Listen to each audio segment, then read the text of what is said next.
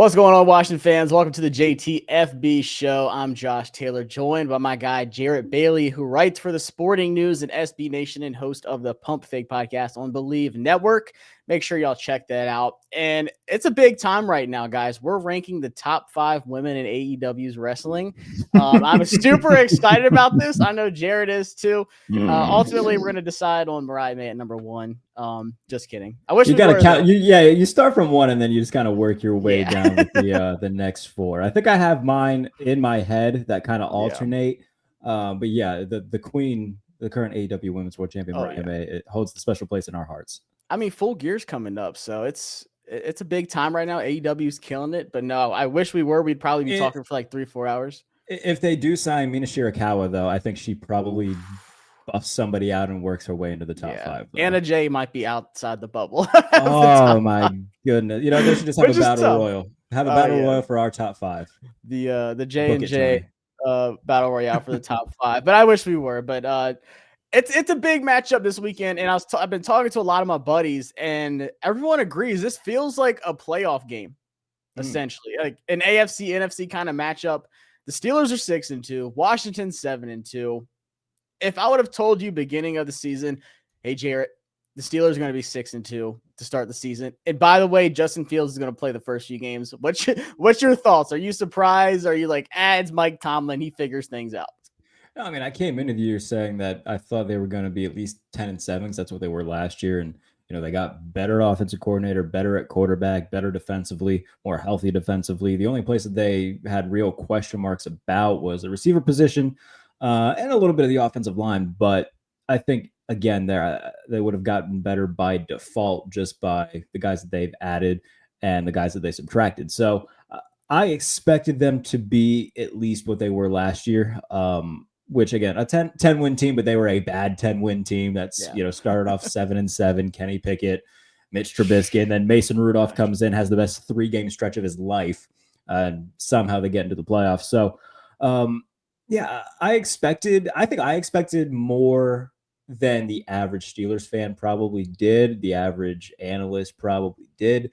I'd be lying though if I said I thought that they'd be 6-2. I think that was best case scenario, was going to be 6-2, much less 6-2 with their 2 losses being by a combined 6 points. So, Justin Fields started the year, played well. They go to Russ. That was a move that I was publicly pretty critical of. It didn't make a lot of sense at that time. It's hard to do that. Yeah. Hindsight being 2020, obviously I was wrong, but Russ came in and the passing offense has taken off. They scored a bunch of points. The run offense has gotten better too. They are playing very complete football right now, and I think they're about to go into what will be their toughest test thus far this season, and it'll be good. Yeah, definitely got some AFC North matchups coming up. But just talking about what they've done so far, the most impressive one, in my opinion, beating the Falcons week 1. I know it's week 1. You have no idea what to really expect. You beat the Broncos, beat the Chargers, lose to the Colts by 3, lose to the Cowboys by 3, which should have been a win. I don't know. We all lost that one, man. That was a tough one to watch. But then the Raiders win, Jets win, pretty convincing win. But the Giants one kind of concerned me, watching that one, because the Giants are bad. So a lot of people are telling me, Josh, the Steelers are 6-2, but I don't think they're a 6-2 team. I think they're worse than that.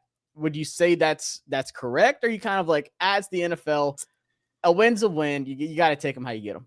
Yeah, I'd probably lean toward the latter there, because the Bengals are now 4-6, and they're better than a 4-6 record. Oh yeah, for sure. So that's just how things go in this league, where sometimes you get the bounces, sometimes you don't. Steelers could very well be 8-0 right now if George Pickens doesn't fumble in the red zone against the Colts, and if the Steelers don't allow 2 15-play drives to Rico Dowdle and whoever else plays offense for the Cowboys right now. So nobody.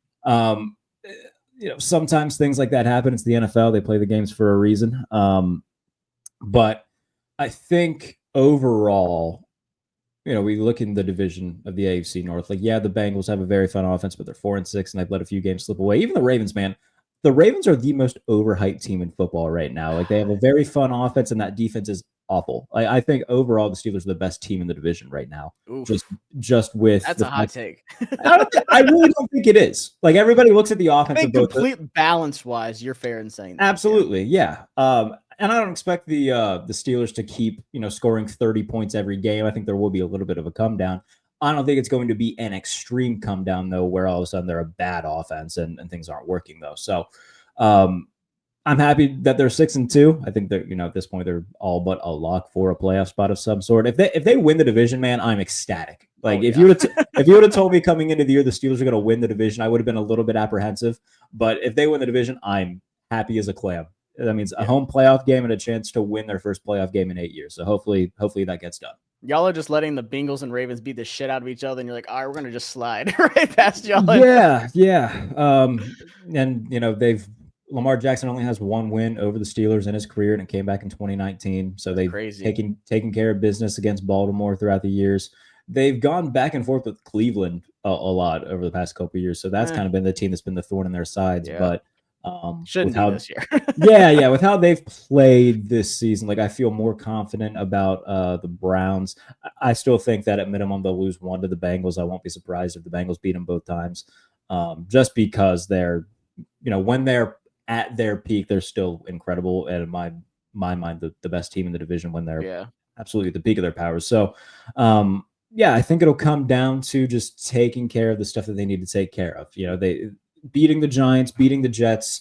Those are games that you win now, and then you look at the back half of the schedule where you have all 6 of your division games. You got the Chiefs on Christmas. You got the Eagles in Philly, where they've been traditionally awful in playing. The last 2 times they've gone to Philly, they've got blown out both times. So, now you've bought yourself, okay, if you lose in Philly, it's not as big a deal. Again, it's a non-conference opponent. You won a bunch of games early, so it's not going to knock you out of the playoffs or anything like that. So I'm happy they got off to the start that they did.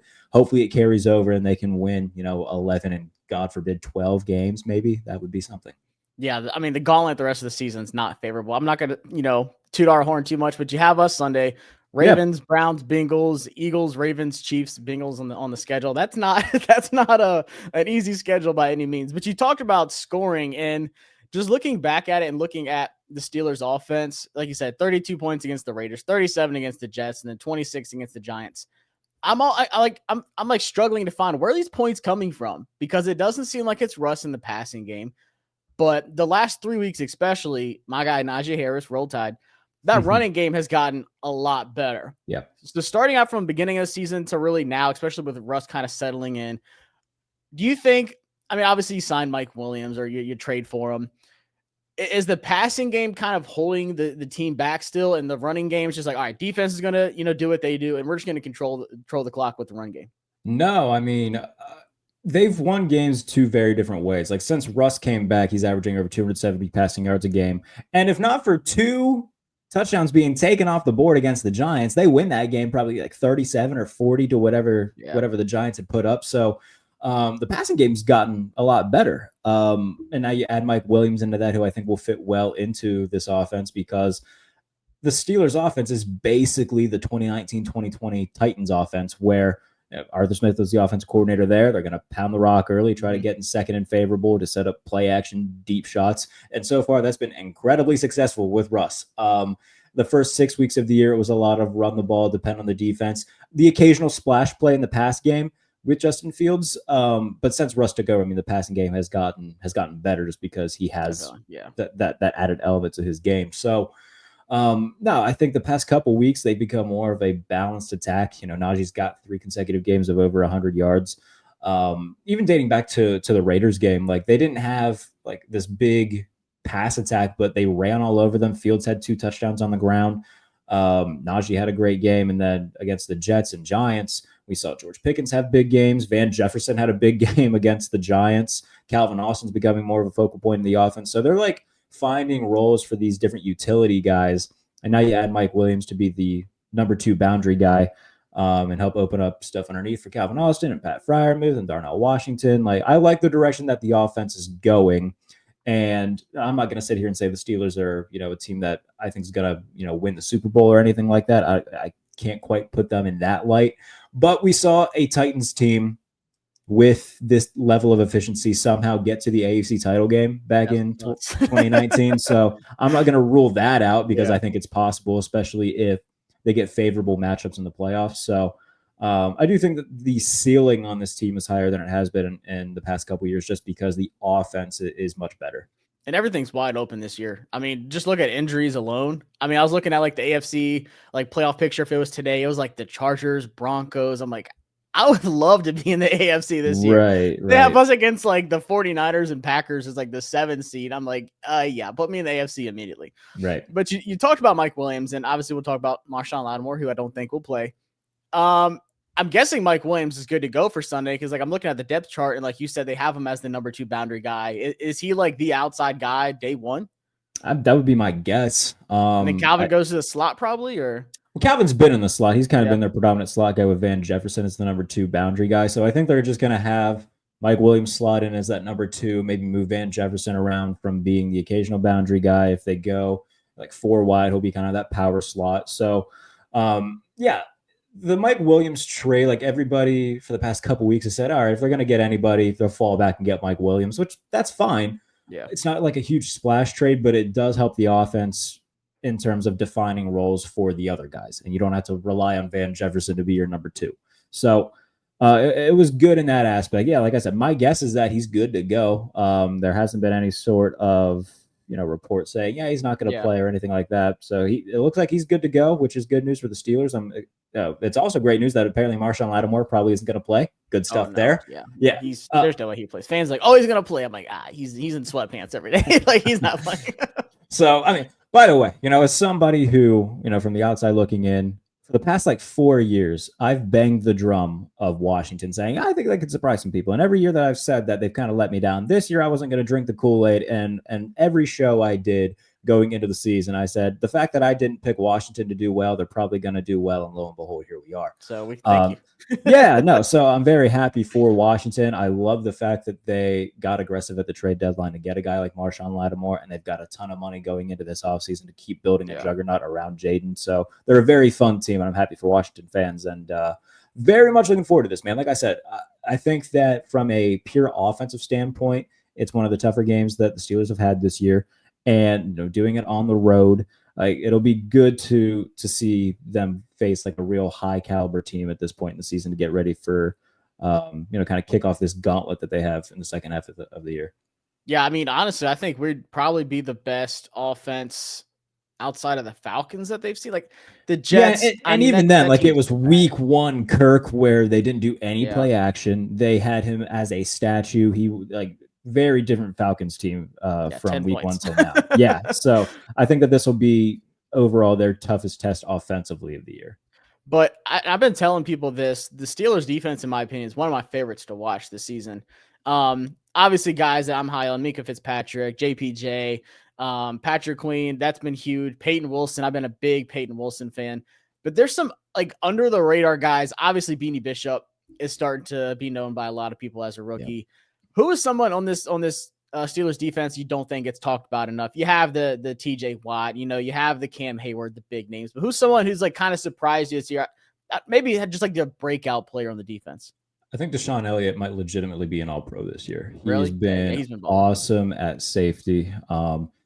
When they had their kind of their quick little spout of free agent signings, it was Patrick Queen, which was the big name. Everybody's like, oh man, that's a big signing from a division rival. You bring somebody over to really solidify the inside linebacker position, which has been in flux for the Steelers for the past like 5 years.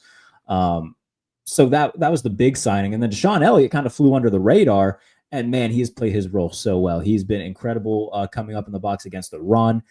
He's been tremendous against the pass. I think he leads the team in tackles right now, if I'm not mistaken. So he's been everything that they've needed him to be in terms of that Swiss Army knife at safety. And it's allowed Minka and all the other secondary players to kind of really sit into their roles because, Minka might not have all the flashy stats right now, but I think Deshaun Elliott being the do-everything guys allowed Minka to just kind of sit back and play center field, and it scared teams away from taking those deep shots because they see 39 back there patrolling. They're like, actually, we'll just hit the check down and get out of here unscathed. So the numbers for Fitzpatrick might not look great right now, but I think that him taking away a lot of these deep shots is something that won't show up on a stat sheet. And Deshaun Elliott's been a big reason why because of that. He's got an interception this year as well. Dante Jackson, a guy who they acquired in the Deontay Johnson trade, he's got 3 interceptions opposite corner of Joey Porter Jr. So I think overall in the Tomlin era, this is probably the third or fourth best defense they've had. I don't think Just it's going to be, crazy. it's going to, yeah, I mean, it's going to be hard to touch the defenses of the 08 and 10 teams that went to the Super Bowl because both of those were insane. The 2019 defense was also very good. They got to 8 wins with Duck Hodges and Mason Rudolph at quarterback. I think this defense is probably better than that unit. So I'd probably say it's the third best defense they've had under Mike Tomlin, which is certainly saying something. And look, man, they're only giving up like 14 points a game right now. 14.9. I was just looking at that. That's absurd. Yeah, bro. So they're, regardless of who you're playing, I mean, that's hard to do. So, TJ Watt is still, in my mind, the best defensive player in football. They just traded for Preston Smith as well to give himself, another rotational pass rusher to go with Alex Highsmith and Nick Herbig. So overall, man, like this is a team that doesn't really have any holes, and they're getting Cam Sutton back from suspension as well to play nickel. So not really any like glaring holes on this defense, which is great. And then offensively, as they keep getting better, like this is becoming a very complete team. So, but yeah, the long answer there. The short answer is Deshaun Elliott. He's been balling. I think he'll get legit All-Pro votes. But everyone's playing well together. It shows on tape, like especially watching the Giants game and watching the Jets game, watching guys just communicate and just run all over the field. I was like, this is a terrifying defense. Like I said, Beanie Bishop had like 2 picks against the Jets, I want to say. Yeah. But he's a guy I really like coming out of college. And I was just like, man, the Steelers, like you said, there's no actual holes on this defense. Like I keep trying to find a spot. I'm like, all right, this is where Washington really needs to like hit home. But like, I guess it comes down to like the running game. But then you only allow 90 rushing yards a game, which is the 4th best in the league. So I have no idea where the points are going to come from. This is like a true matchup of one of the best offenses in the league right now, which is kind of crazy for me to say as a Washington fan, against the top 3 defense in the league, especially when it comes down to points. If you're looking at it on paper of matchups, and I think the biggest ones y'all running the ball on us because our run defense has been pretty bad lately, especially the last 3 or 4 weeks, and it's been the opposite for y'all. You find like you can run the ball at will. Where do you think is like the biggest matchup where you're like, that's where the Steelers can really take this win? It's hard for me to point out too, just because like the Commanders defense started off pretty rough in the first month or so. The past 5 games, though, they've stepped up. Frankie Louvu's been friend of the YouTube channel for me, Frankie Louvu. So shout out to him. Love Frankie Louvu, man. Bobby Wagner is still is still playing incredibly well, even at his age. And I do think that the Commanders are still susceptible to giving up the big play. So if the Steelers are able to get the ground game going early and consistently get into second and manageable, hit play action, and just give Russ enough time to say, all right, George is down there somewhere, go make a play, and launch it up in a one-on-one coverage, then yeah, I think that those are the types of plays that the Steelers are going to try to take advantage of. And if it isn't there, then it's the ability of the underneath guys to get open and at least be a safety blanket, get positive yards, and keep moving the chains. So I think Steelers receivers versus Commanders secondary, that's going to be the biggest thing to watch, because there's a reason that they traded for Marshawn Lattimore, right? Yeah, it was a big need, right. So they got guys like Benny St. Juste back there, Emmanuel Forbes, who, credit to Emmanuel Forbes, I think over the past few weeks is playing better. And Mike Sanders still is one of my favorite players coming into this draft cycle. So I think it's a it's a young unit for the most part, and they needed more veterans back there. Jeremy Chin been balling, so that's a guy he's our Elliott, honestly. He's been tremendous. Okay. And then he's a 1-year deal kind of guy, and he's just been balling this year. But yeah, like it kind of does concern me. Like Noah Igbenogany starting outside with St. Juste. And then, I mean, we've been playing Samer out on the outside a lot, just because we kind of had to.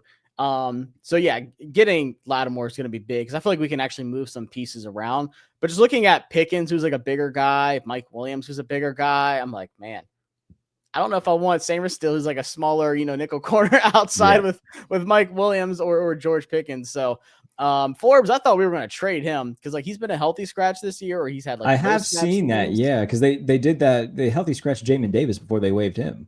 Yeah, and I was honestly surprised. We just kind of let him go for absolutely nothing.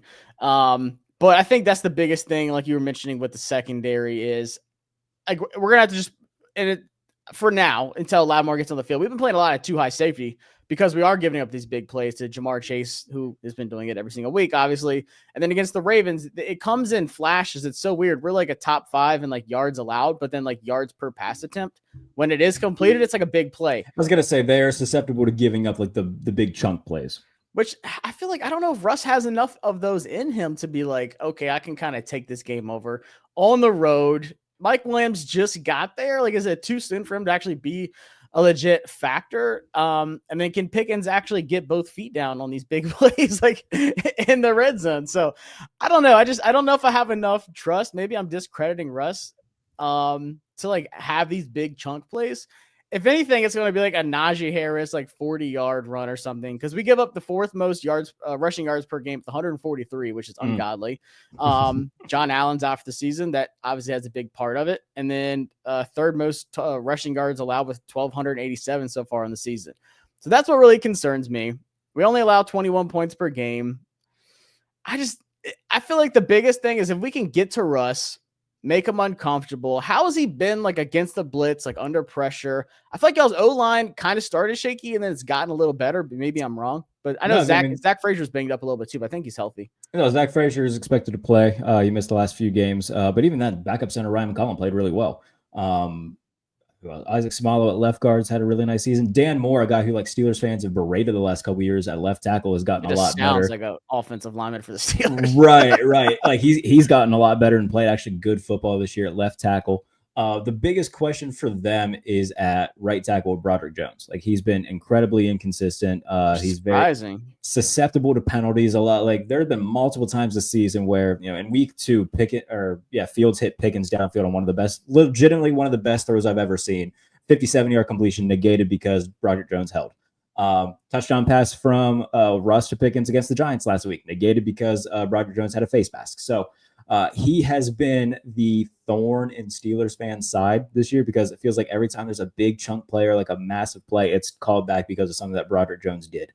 I had something else in my mind. Oh, yeah. Mason McCormick, another rookie that they have playing right guard because James Daniels is out for the year. So they got a center and right guard that are both rookies.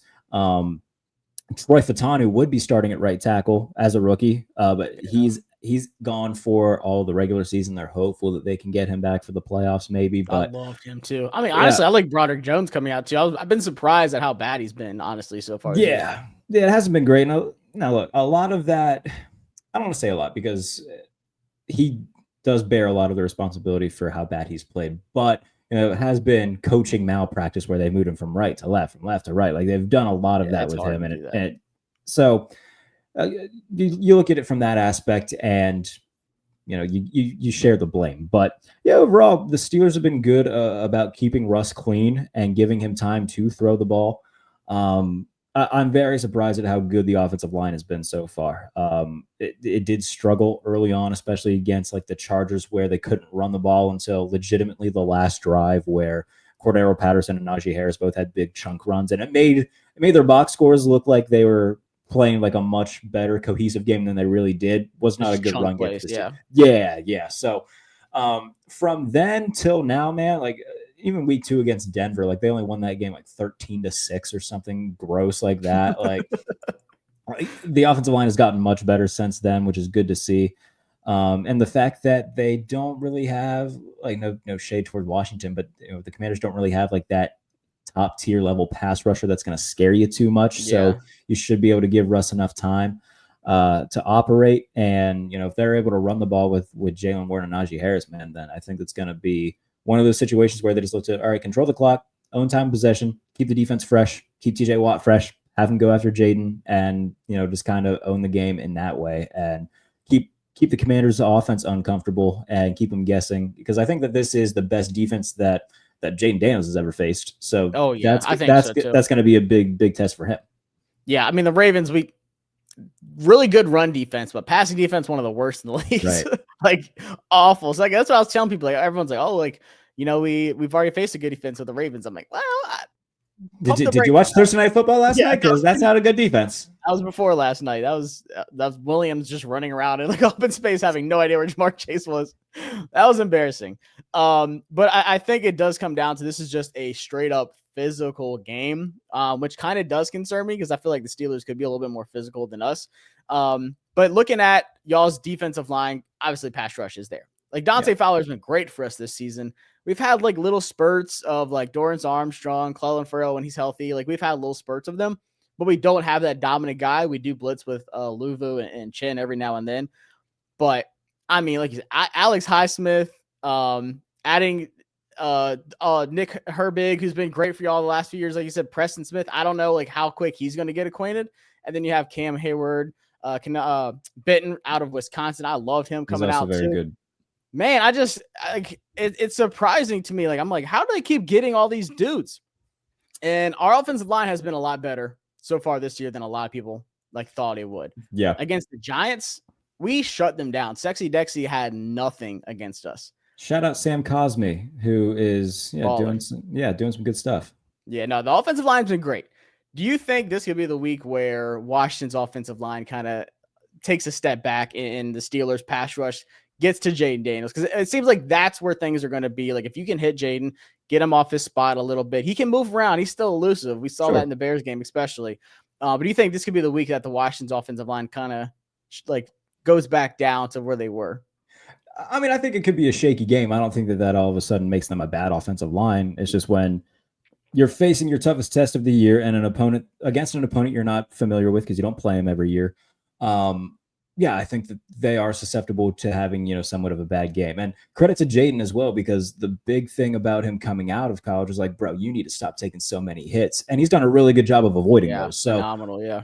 So I do think that, Pittsburgh is going to do their best to keep him hemmed in. And if that leads to stuff for, Cam Hayward and Keanu Benton up the middle, to kind of close the pocket in on him. If he gets outside, I still think that, TJ Watt's very capable of making plays when it comes to chasing down quarterbacks or leading them into, leading quarterbacks into other sacks. We saw Alex Highsmith do something similar against Daniel Jones last week, where he hit a perfect spin move on whomever the Giants left tackle is now, because Andrew Thomas is hurt. So name's escaping me.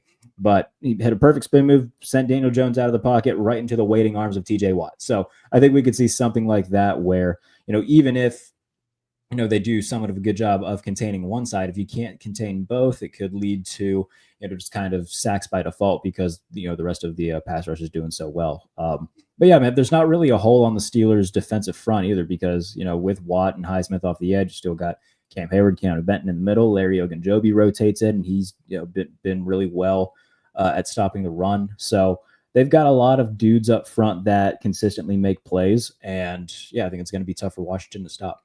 I think Pittsburgh has no problem being aggressive either. Like, send the blitz, send the pressure, because you do have those guys back there at the second level and in the secondary, and Washington doesn't have, like, outside of Terry, obviously, shout out to Terry, like Noah Brown, Luke McCaffrey, Zach Ertz. They don't really have like that actual threat in the receiving game outside of Terry. That's like, okay, this is a guy we need to target and kind of scheme around. You don't think that Olamide Zaccheaus is scaring defenses? I call him the Wizard of Oz. Like, hey, he's been way better, and like De'Ami Brown will have like these random big plays.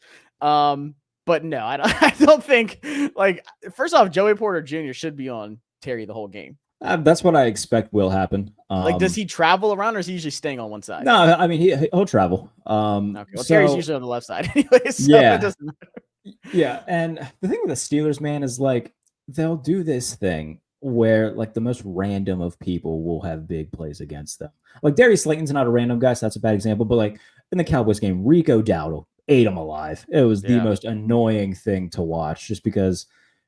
And if you run screen passes against the Steelers, you're going to get big chunks because they can't stop screen passes. Well, Cliff loves screens, so. And Cliff does love screens, so that does worry me a little bit. I'd have to pull up the SIS stats on that. But in terms of like yards allowed on screen passes or checkdowns to running backs, if you do that, then you might have a chance to pick up big yards. So if they work that into the game plan with Eckler and is B-Rob playing?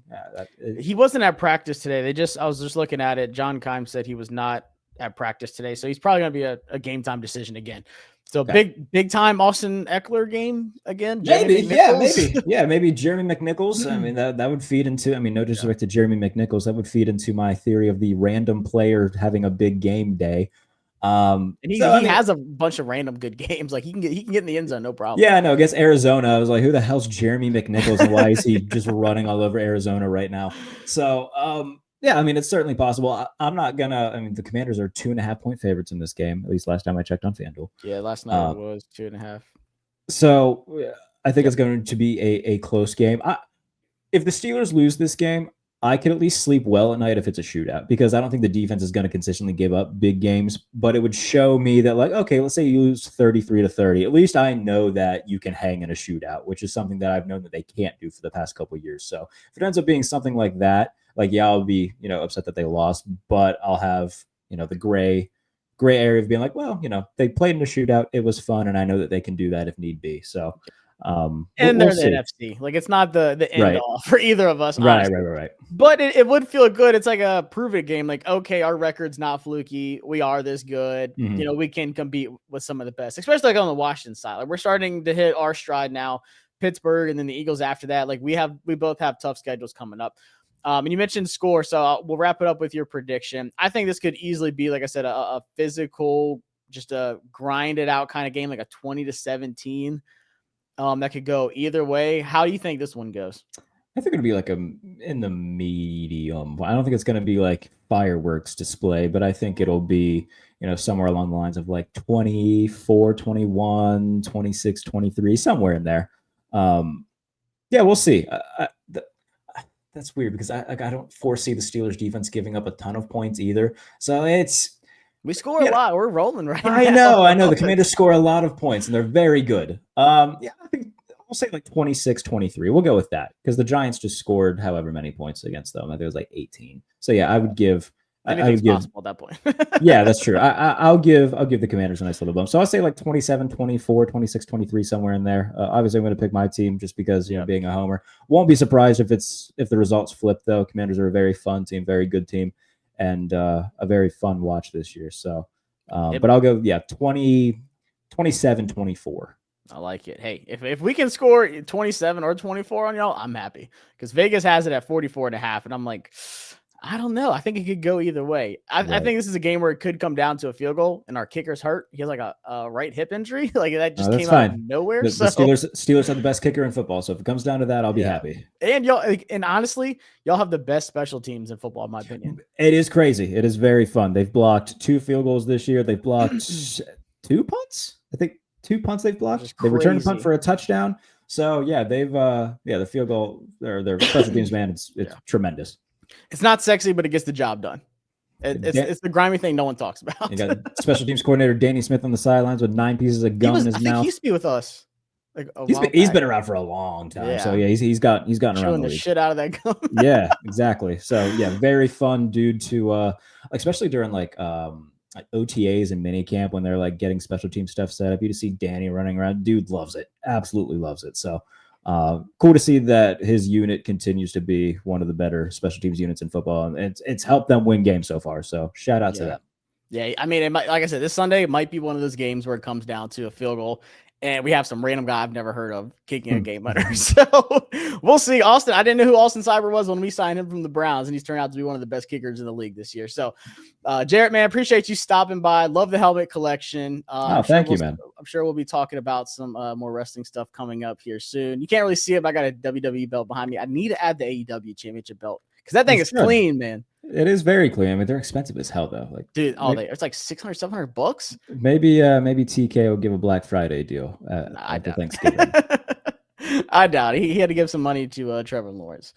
But that's man, fair. He did do that. Appreciate you stopping by, man. Good luck, and we'll chop it up after the game for sure. Absolutely, buddy. All right, man. Appreciate it.